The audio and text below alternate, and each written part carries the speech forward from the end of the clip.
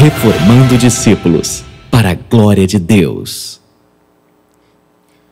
Uma boa noite, meus irmãos. Sejam muito bem-vindos a mais um episódio do Reformando Discípulos para a glória de Deus, o discipulado da Igreja Reformada em Vila Velha, onde nós estudamos a Palavra de Deus de forma expositiva. E hoje eu estou aqui novamente.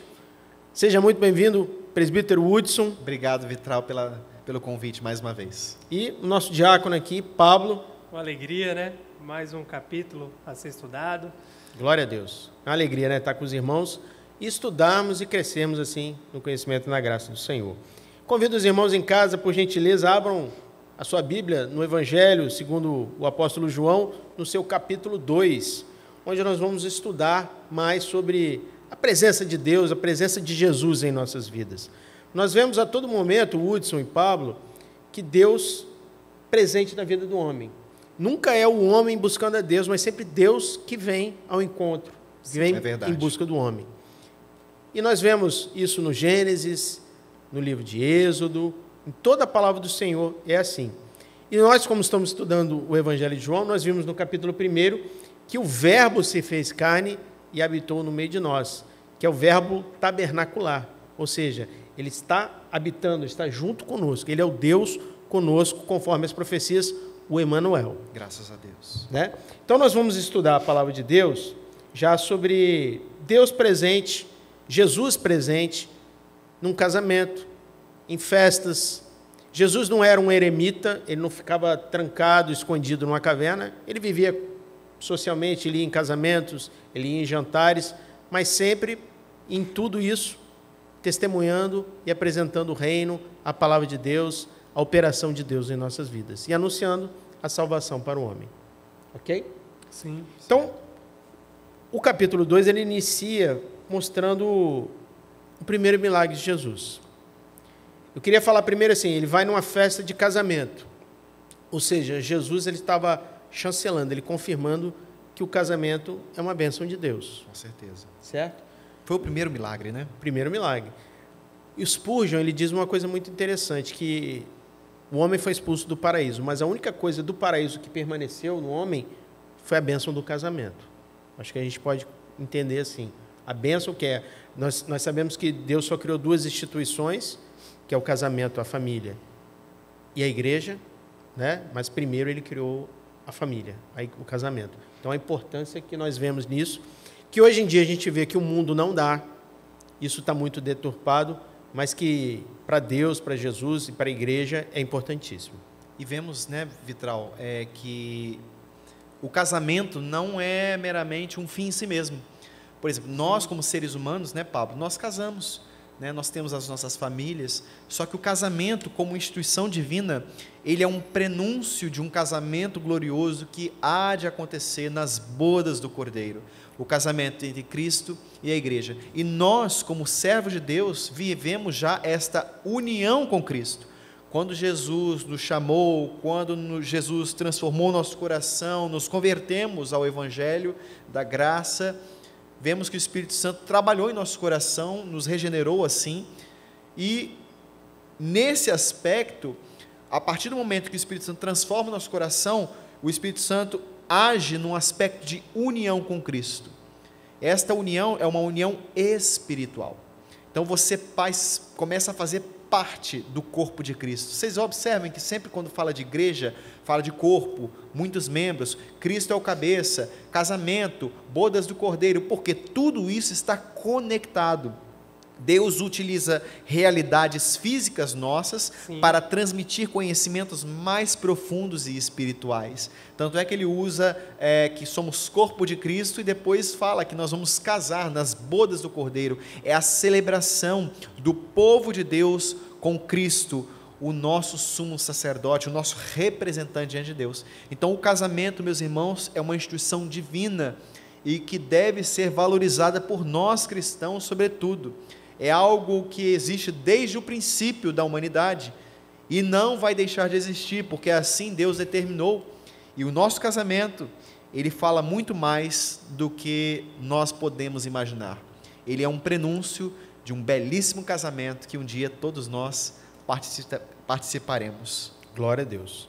E o João narra que Jesus, juntamente com seus discípulos, foram convidados para bodas de um casamento. Só que ocorreu um problema. Faltou vinho nesse casamento. E a mãe de Jesus vem buscá-lo e disse: não tem vinho. E aí Jesus responde: que tenho eu contigo? Ainda não é chegada a minha hora. É interessante que há uma intencionalidade. A gente tem que olhar especialmente para o Evangelho de João e entender que ele tem um objetivo em estruturar aqui os fatos ocorridos. Então, poderia ter sido uma notícia dada por outra pessoa, mas foi dada justamente pela mãe de Jesus para que fosse manifestada também essa resposta, né, da relação que Jesus tem com a sua mãe. Apesar de Maria ter sido uma mulher, a qual foi escolhida para carregar ali em seu ventre aquele que é o Criador de todas as coisas, ela estava submissa a esse Criador, ela estava sujeita a esse Criador, porque esse Criador ele era antes dela. Então, já é uma abertura muito interessante para a gente analisar essa relação ali, né, de mãe e filho. Exatamente. E nesse momento, se você observar o texto, ele fala, Jesus replica, né? Maria chega com um problema. E o problema de Maria é social. Sim. Né? Estava ali na festa de casamento, nós sabemos que uma festa de casamento, principalmente naquela época, sem vinho, não tinha mais festa, né? A palavra de Deus né, diz que Deus deu o vinho para o homem se alegrar, né? Então o vinho era dado na festa como símbolo de uma alegria, de um motivo de celebração. Então, naquele momento, você falar que na festa acabou o vinho, em outras palavras, acabou a festa. Né? Seria vergonhoso. Seria desastroso. Você chamar um monte de convidado e você não ter o vinho ali para oferecer naquele momento. Então, quando Maria, pegando o gancho que você falou, quando Maria fala, acabou o vinho, Maria fala o quê? De um problema social. E Jesus falou o quê? Mulher, que tenho eu contigo? Uhum. Aí você pode falar, nossa, Jesus foi rude, né, com a mãe dele, mas não é. Na verdade, nesse momento, Jesus já estava se manifestando mais socialmente, porque nós vimos no capítulo 1 que o objetivo de João, do apóstolo João, é mostrar Jesus como Deus, em sua plena divindade. Vemos ele chamando, inclusive, os seus discípulos, os primeiros ali, e se revelando como Deus verdadeiro. Já no capítulo 2, ele começa a interagir socialmente com as pessoas naquele momento. Então vejam só, quando Jesus fala, mulher, que tenho eu contigo, não é símbolo de nenhum tipo de menosprezo, não é isso. Mas Jesus ali estava falando o seguinte, de uma verdade maior, meus irmãos. O que o vinho representa? Alegria. Representa a alegria, mas o vinho ali naquele momento apontava para algo maior. Jesus, no momento da ceia, no momento da Páscoa, e ele transforma ali na ceia do Senhor, ele pega o cálice do vinho e fala, este é o meu sangue, né? Este é o cálice da nova aliança que faço com vocês. Então, observem que o vinho, ele faz parte de uma simbologia, de um momento que ele aponta para algo mais sublime, que é o sangue de Jesus vertido na cruz do Calvário. Então, quando Jesus fala, mulher, que tenho eu contigo, primeiramente, você pode ser minha mãe, como homem, mas aqui eu estou tratando de algo espiritual. Maria veio com um problema social, Jesus a interpela, porque Jesus quer revelar algo espiritual, algo mais profundo. Por isso que ele falou, não é chegada a minha hora. Aí você vai falar, o que tem a ver uma coisa com a outra? Porque Jesus, naquele momento, estava interpretando que aquilo ali simbolizava mais do que aquilo. Sim. Não era um problema social. Na verdade, Jesus estava falando, calma, que eu vou ter que verter o meu sangue para salvar muita gente. Mas não é a hora. Não é a minha hora, Maria. Não é o momento ainda. Então, Maria veio com um problema social, Cristo vai e apresenta, na verdade, uma solução espiritual que ainda não era o momento de ser realizada, que era o derramar do seu sangue puro e perfeito, mas ali já era um prenúncio da multiplicação, ou seja, de um momento glorioso em que o sangue de Cristo ele foi vertido em favor do seu povo, em favor dos eleitos, em favor do povo de Deus que foi lavado e remido pelo sangue do Cordeiro. Então, Jesus apresenta uma solução espiritual, Maria apresenta um problema social e Jesus interpela ela com uma solução espiritual e fala, calma, que não é minha hora ainda. E até um reconhecimento, né, que ela vem e fala, façam tudo o que lhes mandar. faça Ela tudo que ele manda. reconheceu. Reconheceu. Naquele momento, ela não ficou, poxa, meu filho, como assim, né? Não, ela sabia. Primeiramente, Maria sabia do ventre dela, quem estava no ventre dela sendo gerado, porque foi revelado, né, pelo anjo Gabriel, Sim. né, que ela estaria gerando não a semente de José, mas a semente que o próprio Espírito Santo colocou no ventre dela. Então, naquele momento, quando Jesus dá aquela palavra de autoridade, ela reconhece e manda, e falou, façam tudo o que ele vos disser. Eu entendo também que quando ela apresentou esse problema para Jesus, ela apresenta um problema que seria passageiro. Exato. E ela queria uma solução passageira também. No momento, ela queria um vinho que, como o outro, iria acabar. Exatamente. Mas Jesus mostra uma solução, um sangue dele que seria derramado, uma aliança que seria eterna, perfeita. Exatamente, muito bom. Não seria passageira. Excelente, isso mesmo. E aí, como vocês falaram, ela orienta, eles obedecem, eles enchem as talhas com água e ocorre o primeiro milagre de Jesus, que a água foi feita vinho. E aí diz que aquele que é chamado de mestre-sala, que era aquele que cuidava ali, que estava organizando, o cerimonialista. Falamos junto, hein? Glória a Deus. O cerimonialista da época, Isso. ele vai, prova e fala, nossa, que vinho excelente. Que vinho e ele vai, excelente. interpela o dono da festa, ele diz ali, olha, normalmente todo homem coloca primeiro o vinho bom, depois deixa um vinho mais simples, mas você deixou o melhor para o final. Que coisa maravilhosa, né, meus irmãos? Quando a gente vê 6 talhas, irmãos, não é pouca coisa, não. Né? 6 talhas, às vezes a pessoa, talha é o quê? É cálice? Não, talha de vinho é um barril desse tamanho assim, né? De litros e litros. Então, né? nós estamos falando de 6, né? 6 barris desse lotado de vinho. Mas o interessante... Pode falar, Pablo, pode falar. A média para vocês terem noção, era mais ou menos 100 litros cada um. Olha só. É muito vinho. Então, vocês veem o milagre que Jesus operou, meus irmãos. Por que é chamado de... O mestre Sala fala do melhor vinho? Porque, primeiramente, havia água. E Jesus operou miraculosamente uma conversão da água para o vinho. E não era qualquer vinho. Quando a Bíblia fala o melhor vinho, está falando do vinho mais alcoólico, ou seja, a uva que foi mais fermentada, passou mais tempo naquela maturação. Não era o vinho doce é aquele vinho que tem pouca fermentação. Então, quando o mestre Sala prova, esse vinho é um vinho bom, um vinho muito bem fermentado, né? Um vinho maravilhoso, né? Para aquele momento. Tanto é que ele fala, todo mundo coloca primeiro o vinho mais doce, né? O vinho mais barato, né? Porque o vinho mais fermentado demora mais tempo, ele era mais caro.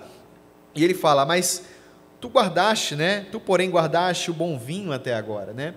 E fala justamente, meus queridos, que a preciosidade que nós temos de ter a alegria do Espírito Santo em nossos corações, né? O vinho, mais uma vez, o próprio Cristo, não estamos inventando interpretação alegórica, o próprio Cristo disse que o vinho é tipo do seu sangue. Então, a própria Bíblia fala que o vinho, ele aponta tipologicamente para algo mais superior, que no caso é o sangue de Cristo. Então, quando a gente fala disso, que é o melhor vinho, o melhor Deus sempre tem para nós. E o melhor de Deus para a nossa vida é a nossa salvação. Glória a Jesus.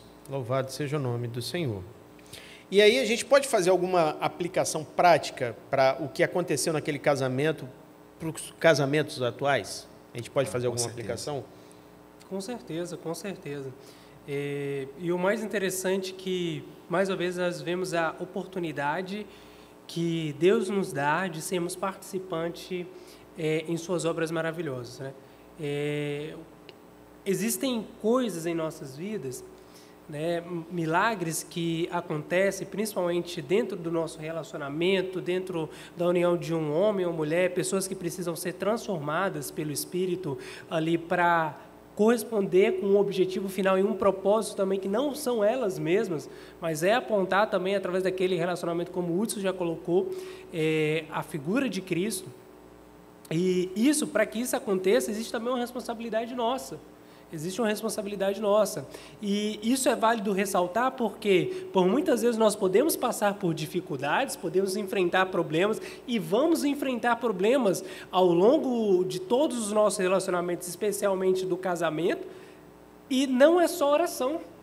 né? Não é só, vou esperar aqui um milagre acontecer para que minha vida transforme. Não é, existe uma necessidade também da nossa ação. E essa ação ela vai acontecer como? Mediante o que a palavra nos instrui. Então, acho que isso é fundamental de trazer para os irmãos, aqueles que já estão dentro de um relacionamento, aqueles também que entrarão, né, em um relacionamento conjugal. É importante convidar Jesus para o casamento, meus irmãos. É importante porque Jesus é o centro. Jesus é o centro da sua igreja e Jesus também é o centro do nosso casamento, né, com nossas esposas, né? Cristo tem que ser o centro, lembrando sempre que o nosso casamento aqui na terra deve glorificar a Deus, porque ele representa algo maior, que é o casamento entre Cristo e a sua igreja, né? Amém. E todo casamento passa por turbulências, por dificuldades. Esse casamento estava passando, mas já começou, né? Já começou turbulento, já começou fracassando. Já começou fracassando. Mas a solução para esse casamento, quem trouxe foi Jesus. Ele foi a solução. E às vezes o irmão que está nos assistindo, a irmã que está nos assistindo, pode estar passando por uma dificuldade assim também, mas nós queremos dizer que Jesus é a solução, ele pode solucionar o problema do seu casamento também. Inclusive até algo que nós comentamos, né, Hudson? Isso não quer dizer que vamos colocar pessoas que não conhecem a Cristo, que não seguem fielmente a Cristo, estão fadadas a ter um casamento ruim. Deus ele é tão fiel, né, nos seus princípios, que mesmo se você não crer nele, mas cumprir aquilo que ele institui, a nível aqui humano na Terra, você pode ter um bom relacionamento. Com certeza, né? Exatamente. Todavia, não necessariamente, né, o seu final vai ser o melhor, que é como você já comentou. Né? O fim salvífico, né? Mas a pessoa, mesmo que não conhece o Senhor, né, se ela cumpre os mandamentos, os preceitos bíblicos, mesmo sem conhecer Deus, Deus abençoa o casamento. Né? Você vê como Deus é fiel à sua palavra. Não quer dizer que essa pessoa né, vai ser salva no final, Sim. Ou seja, não é um fim salvífico, mas Deus é fiel em todos os seus aspectos. Né? Amém.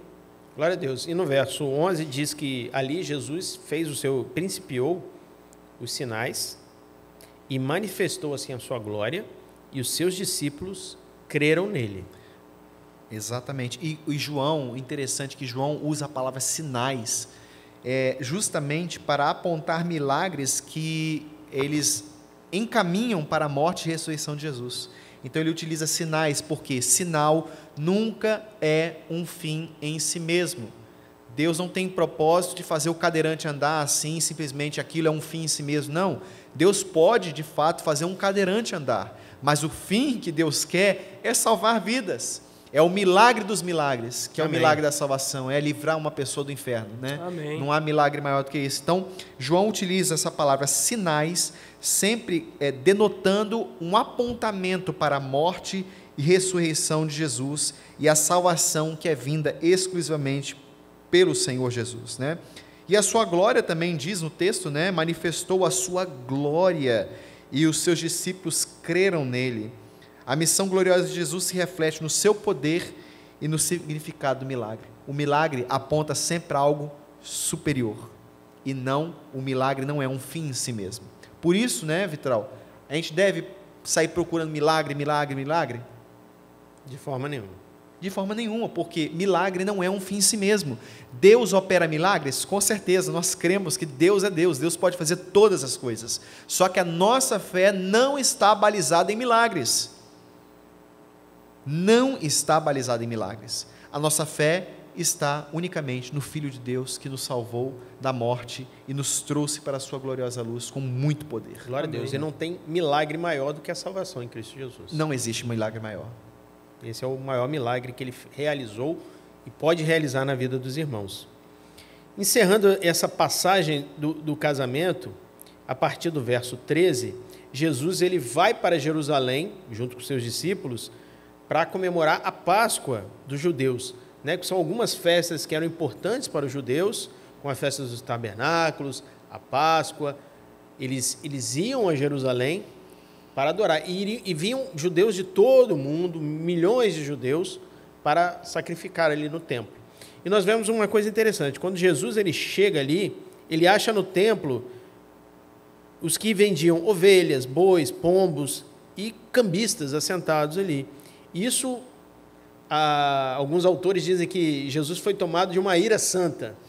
Ele fica tão revoltado Pegou o chicote e tacou todo mundo para fora. Com o que estavam fazendo com a casa de Deus, que é o que o Hudson falou. Ele expulsa todos aqueles cambistas ali, aqueles vendedores com chicotadas, né?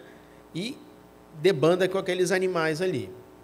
Nós podemos nós vamos fazer relações com o que nós vemos nos dias atuais, porque o que acontecia ali no templo? Vocês, irmãos, podem comentar ao momento que vocês quiserem. Mas ali eram trazidos, as pessoas vinham para sacrificar no templo, na ideia deles, purificação dos seus pecados. E de muito longe, né? Vinham de longe. todos os lugares, era a Páscoa, era a maior celebração judaica era a Páscoa, né? Perfeitamente. Muitos deles não levavam animais, porque eles vinham de muitos lugares distantes, como o Hudson falou. E até os relatos históricos é que se a pessoa levasse o seu próprio animal, quando chegava ali, o animal era rejeitado, encontrava algum defeito, porque os animais não podiam ter mácula, não podiam ter defeito, e eles eram obrigados a comprar o do templo. Olha só que absurdo, né? Fazendo negócio com a fé, né? Exatamente. E Jesus se revolta com aquilo, né? Quando ele diz nos outros evangelhos que ali a casa de Deus é casa de oração, não é casa de comércio. Vocês podem comentar alguma coisa? A gente pode acrescentar, trazer para os dias atuais? O que a gente pode falar? Acho que a gente pode até colocar um exemplo para facilitar, porque o problema não era só a venda em si, aquilo era permitido. Né? O problema é como que aquilo se tornou. Imagine que você vai fazer uma viagem para um ponto muito turístico, e aí você chega ali, por ser só aquele lugar ali que tem só um restaurante, ele coloca o preço que ele bem achar, é um preço totalmente fora da realidade para explorar as pessoas que estavam indo ali. E era justamente, haviam pessoas muito simples, com certeza, que iam ali fazer as suas ofertas e deparavam com essa situação. Né? Provavelmente era uma prática que já havia tempo que acontecia, e é uma resposta muito clara a Jesus no momento para mostrar a sua aversão por essa prática, por utilizar a fé como uma forma de ganhar dinheiro, e já fica aí a deixa para os nossos dias de hoje. Isso a fé mesmo. ela nunca deve ser um instrumento para o homem se enriquecer. Exatamente. E, em contradição, se a gente pegar nos últimos 20 anos, talvez, de igreja, especialmente no Brasil, será que isso não foi um cenário que aconteceu bastante? Com certeza. E aí a gente ainda coloca mais. Isso acontece não é porque, por muitas das vezes, as pessoas ali compram isso, né? Até tem uma frase que fala que o castigo do falso crente é o falso profeta, nesse sentido. Então, esse é um ponto que eu acho que é válido a gente colocar. Sim. E o segundo também, que essa aversão também deve ser para coisas no nosso dia a dia. A gente nunca deve utilizar nada em nossa vida para ganhar dinheiro de forma desonesta em cima de qualquer pessoa. Exatamente. Vocês observaram um ponto polêmico, tá? Vou citar um ponto polêmico. E é importante a gente falar. Você citou justamente o exemplo de comércio da fé que nós vemos hoje em dia, né? Gente, observem bem. Eu posso falar uma verdade para vocês, vocês podem confirmar. Sim, O público evangélico em geral não tem uma aversão muito grande ao catolicismo romano? com certeza, né? Versão, sim. O público evangélico tem uma aversão terrível ao catolicismo romano. Pois bem, hoje em dia, muitos evangélicos seguem doutrinas romanas. Como, por exemplo, o que acontecia, meus irmãos, num período na Idade Média? O que acontecia naquele período? A venda de indulgências. Verdade. Para pensar. Quem inventou isso foi o catolicismo romano.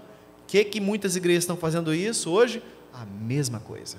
Mas você pergunta, você vai na igreja católica, Deus me livre, mas está lá, está vendendo, está comprando o lenço suado, está comprando a água. Então, irmãos, observem bem, o público evangélico hoje é muito complicado. Está fazendo barganha com Claro Deus. que eu não estou generalizando, mas existe um nicho muito complicado. Comércio religioso Um mesmo. comércio religioso e tem aversão ao católico, tá? Só que, na verdade, eles pegam a mesma prática romana da Idade Média, com venda de indulgências, hoje coloca a mesma coisa, é o mesmo princípio e colocam nos cultos em muitas igrejas, infelizmente. Você vê completamente o antagonismo. Rejeitam completamente, mas, na verdade, está seguindo a mesma prática, né? A venda, o comércio da fé, a exploração dos crentes em Jesus, isso é um absurdo. Né? Comercialização da espiritualidade. É isso mesmo. Você vai comprar o óleo lá do Monte das Oliveiras, porque é aquilo ali que vai te abençoar. E quando não tem as coisas mais discretas, né? Por exemplo, Deus está determinando aqui, ou Deus está mandando dizer, se você fazer uma oferta X aqui,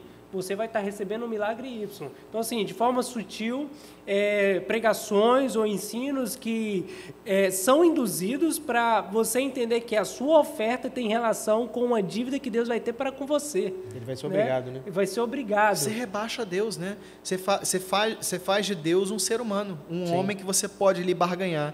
Sim. Me dá 100 que eu te dou 1000. Um negócio assim, uma coisa sem noção, né? Você vê que isso é o absurdo dos absurdos, que infelizmente acontece hoje, né? Sem temor a Deus, né? Temor. E qual foi a reação de Jesus? Ele expulsou todo mundo. Exatamente. Foi a ira santa que eu brinquei aqui, mas que ele... Ele pegou chicoteou, o chicote mesmo, tacou neles. expulsou todo mundo para fora. Sai fora do templo, isso mesmo. Exatamente. Isso mesmo. Então, isso assim, só para a gente mostrar, o zelo do Senhor é pelo sagrado. Exatamente. E, em contrapartida, ele não estava tendo zelo nenhum. Como isso entristece e aborrece ao Senhor. Né? Nós não temos zelo pelo sagrado. Tanto que a casa de Deus é casa de oração, não é casa de comércio. Exatamente. É a ênfase que a gente quer dar nisso aí. Jesus, ele em seguida, os religiosos, o encontra e fala assim, olha, qual sinal nos mostra para fazeres isso? Porque qual o sinal que você teve para você fazer Que autoridade é essa? Você Perfeito. pensa que é quem para fazer isso, em outras palavras? É o que os judeus estavam perguntando, né? E Jesus responde para eles dizendo, olha, o sinal é esse aqui, ó, que eu vou derrubar esse templo e em 3 dias eu vou levantá-lo. E você lembra, né, que, gente, lá no final, eles acusaram Jesus de blasfêmia Sim. por conta disso. Sim. Não, esse daí é aquele que diz que vai derrubar o templo, ou seja, o sagrado templo. Se diz no julgamento de Jesus para a crucificação, Isso, não é isso mesmo. Aí ele vai derrubar e construir em 3 dias. Isso. Né? Caçoaram de Jesus por conta disso. Mas agora, Jesus estava falando do templo mesmo de Herodes, que devia ser uma coisa maravilhosa, né? Maravilhosa, né? Foi reformada pelo rei Herodes. E devia ser uma suntuosidade. Nós vemos até hoje as ruínas lá, coisa magnífica, uma obra maravilhosa. Mas Jesus lá estava falando não do templo físico. Na verdade, Jesus estava falando do seu próprio, da sua própria ressurreição. Ele fala: destruí este santuário e em 3 dias o reconstruirei. Quando fala ali esse santuário, está apontando mesmo para o templo físico, né? Isso daqui que vocês estão vendo, esse símbolo aqui, essa majestade, vai ser destruído. E aconteceu o quê? Destruição, execução de juízo no ano 70. General Tito entrou lá e destruiu, né? Então nós vemos isso. Mas Jesus fala que em 3 dias ele reconstruirá. Ele já estava prenunciando que mediante a sua morte e ressurreição, ao 3º dia, Jesus agora convoca adoradores de todas as partes do mundo, e não apenas de uma centralidade espiritual em Jerusalém, mas todos aqueles que foram chamados por Deus, mediante a obra do Espírito Santo, fazem parte do corpo de Cristo, né? Glória a Deus. O Espírito Santo faz em nós templo. Nós somos templo do Espírito Santo e juntos somos o corpo de Cristo. Porque, tanto é que Jesus depois fala com a mulher samaritana, ela falou: onde que eu devo adorar? É aqui? É lá em Jerusalém? O que eu devo fazer? Aí ele fala: mulher, já é chegada a hora, os verdadeiros adoradores adorarão o Pai em espírito e em verdade. Então Jesus mais uma vez estava prenunciando aquilo que ele já tinha dito aqui: destruirei esse templo e em 3 dias o reconstruirei. Bendito seja o Senhor que, mediante a sua obra expiatória na cruz do Calvário e a sua ressurreição, Ele nos outorgou o seu Espírito Santo, que fez em nós morada perpétua. Glória a Deus. Graças a Deus. No verso 23 diz que era Páscoa em Jerusalém, continuava a festa, e durante a festa, muitos vendo os sinais que Jesus, porque aí não é relatado o que Jesus fez, mas diz que muitos sinais continuavam sendo feitos, e muitos creram em seu nome. Mas aí vem um porém aqui que eu acho interessante a gente comentar. Olha o 24, olha Exatamente. o verso 24. Mas o mesmo Jesus não confiava neles, porque a todos conhecia. Aqui já vemos o atributo da onisciência, um atributo que é divino. E por que Jesus não confiava? O próprio verso 25 responde, né? Porque Jesus conhecia a natureza humana. Que havia dentro ali Que do havia coração. dentro deles. Agora, você fala assim, mas a Bíblia utiliza a palavra crer no seu nome. O milagre. as pessoas viram o milagre, eu creio em Jesus, eu estou vendo o milagre, mas Jesus, diz o 24, Jesus não se confiava a eles, porque os conhecia a todos. Até a gente poderia colocar aqui como exemplo do jovem rico, né? Fala, bom mestre, tenho feito tudo o que o Senhor tem me pedido, tem me mandado, o que me falta, né? Jesus fala, vai e vende tudo que tem para os pobres, eles saem entristecidos. Ou seja, na cabeça dele, ele estava seguindo o Evangelho, estava seguindo a lei. Mas quando o pedido que realmente tocava na dor, na ganância dele foi feito, houve essa rejeição. E é muito comum hoje em dia. A gente tem multidões, eventos que se pronunciam em favor de Cristo, né? Uma marcha para Jesus e tudo mais, várias pessoas, mas às vezes a sinceridade, aquelas que realmente estão dispostas a morrerem para Cristo, no sentido de morrerem em seus desejos para Cristo, são poucos. É verdade. E agora você observe bem, esse creram no seu nome é a fé salvífica ou não? Claro que não. Não é. Claro que não. Jesus já estava falando, Jesus não confiava neles, Jesus conhece a natureza humana, eles creram porque viram o milagre. Né? Interessante é isso que vocês falaram. Eles acreditaram no milagre de Jesus, mas eles não criam na pessoa de Jesus.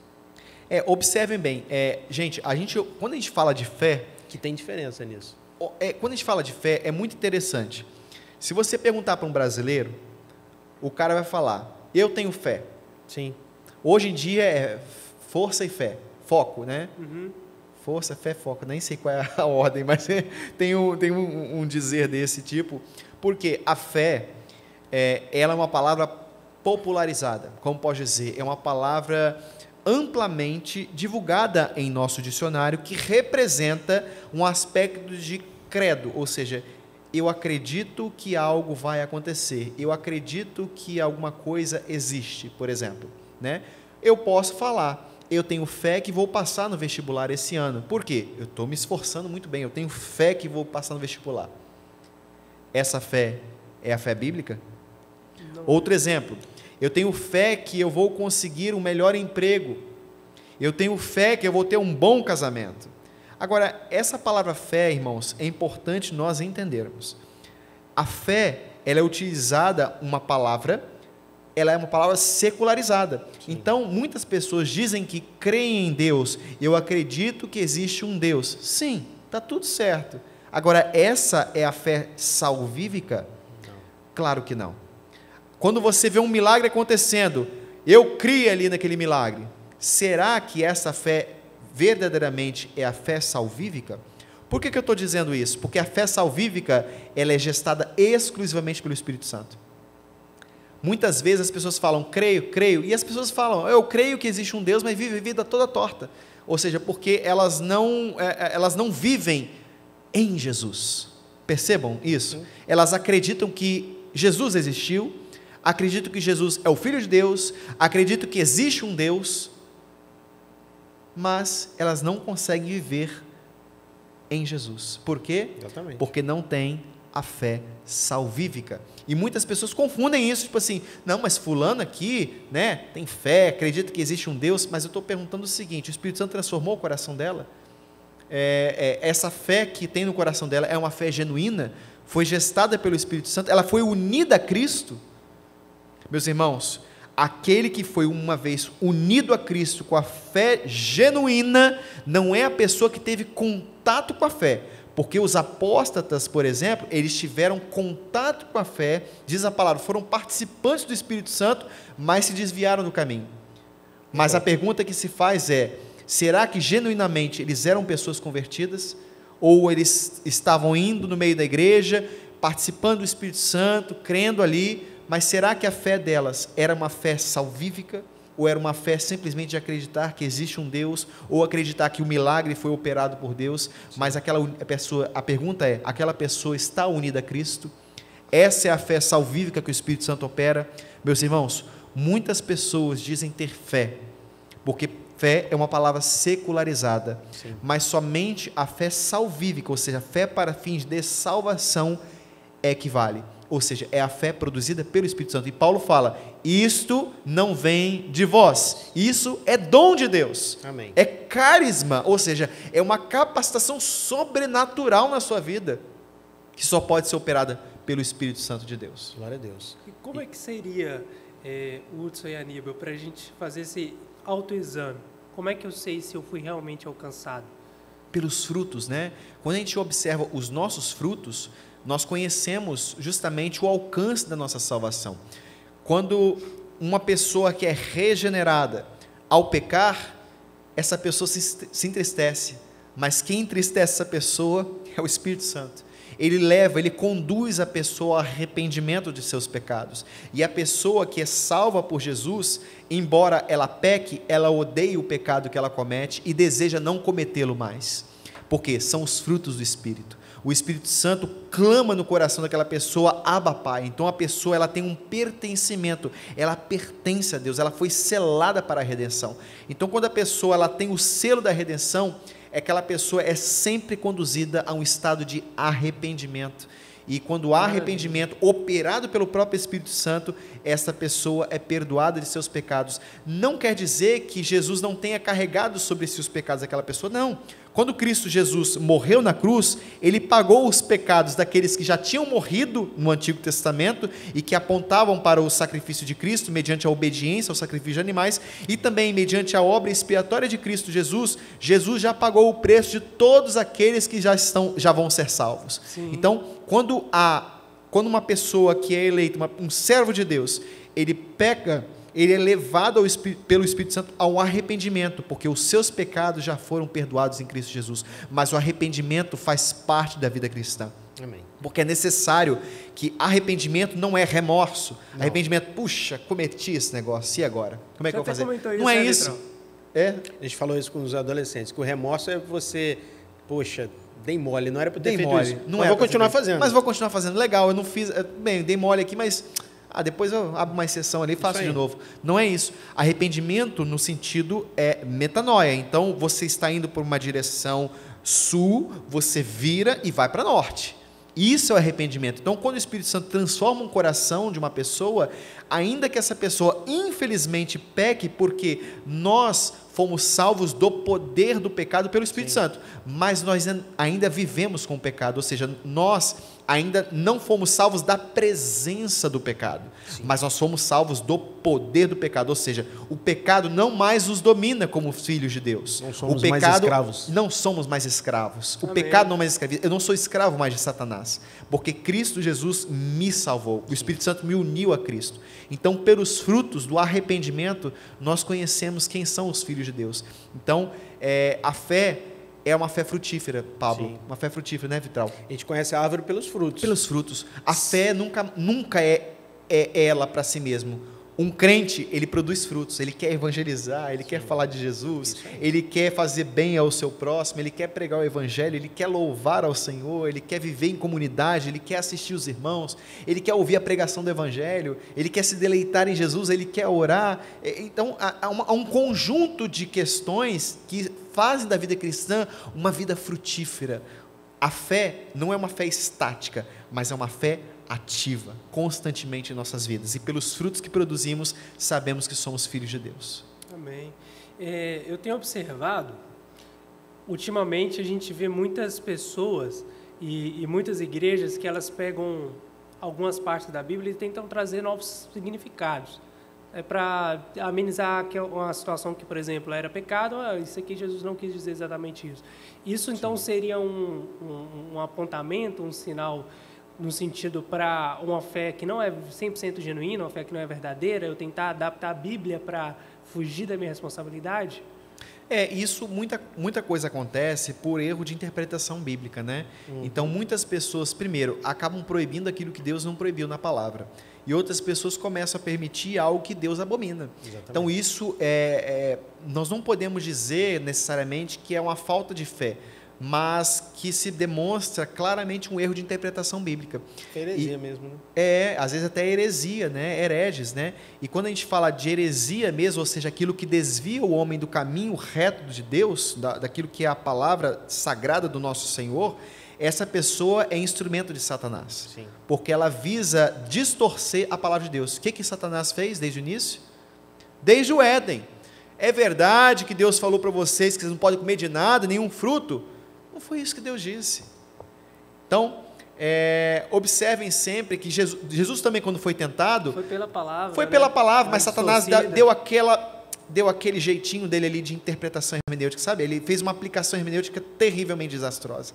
Então, olha, diz a palavra que aos seus anjos dará ordens. Então, se atira daqui. Aí Jesus fala, não tentarás o Senhor teu Deus. Então observem bem que Jesus vence o diabo pela palavra. Então o diabo sempre tenta distorcer a palavra. Ele não fala que, não, muitas pessoas podem falar, o problema não é você ser ateu, o problema é você ser um falso cristão.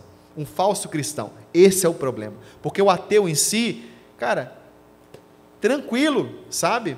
Ele precisa de evangelização também, mas eu estou falando, o problema da igreja são os falsos cristãos. Isso desde o início da história da igreja. Desde o início, os maiores problemas que a igreja enfrentou foram problemas internos, de falsos crentes, Satanás no meio da igreja tentando contaminar e distorcer a palavra de Deus. Querendo trazer.